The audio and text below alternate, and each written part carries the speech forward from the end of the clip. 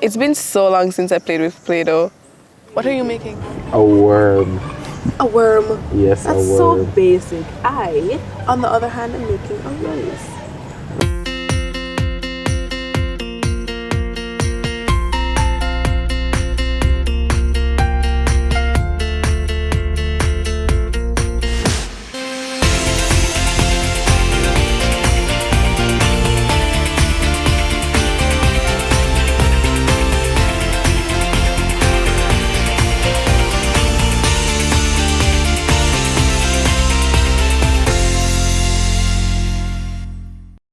Well, let's see what you can make, Pastor.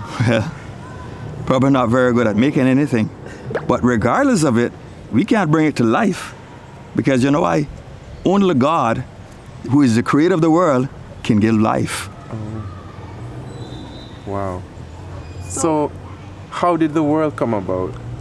Well, I'm happy you asked that question. Out in nature, we need to know, how did the world come about? There are so many theories out there.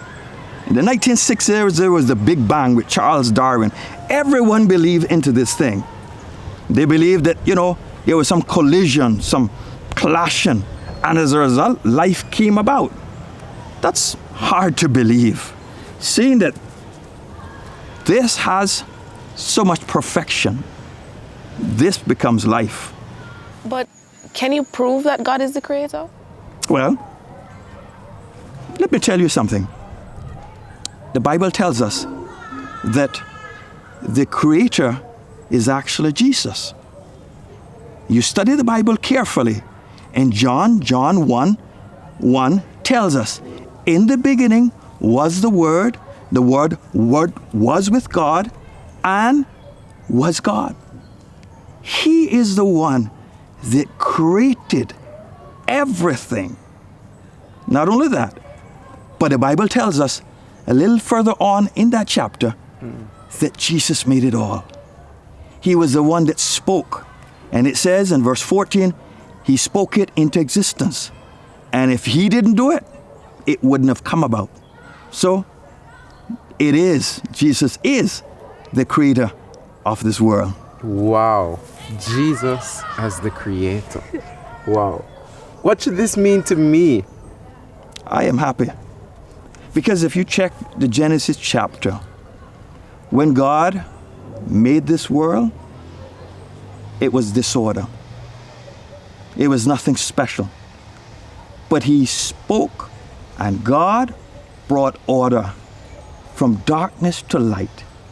And eventually, you know what? Genesis tells us that God took the time to form us, Adam and Eve. He knelt, he formed them just like you were in your Play-Doh. He formed man out of the dust of the ground. He didn't speak it. And then he did the first CPR. He breathed into his nostrils life, according to Genesis 1:26. What does that mean? It's you're special. It means that God has a plan for you. Jeremiah 1 verse 5 tells us, when he was doubting, he says, how can you use me? He said, no. He says, I made you. I saw you. I formed you in your mother's womb. I ordained a special plan for you. And also Jeremiah 29 verse 11. Because sometimes we need to know that we're not here by accident. God has a special purpose for our life. And sometimes when you go down or you feel down, remember that God created you for a purpose. Jeremiah 29 verse 11 gives us hope, because he says, I know the plans that I have for you, plans of peace, to prosper you, to give you a bright future. That's good news. So this, compared to this, might not be.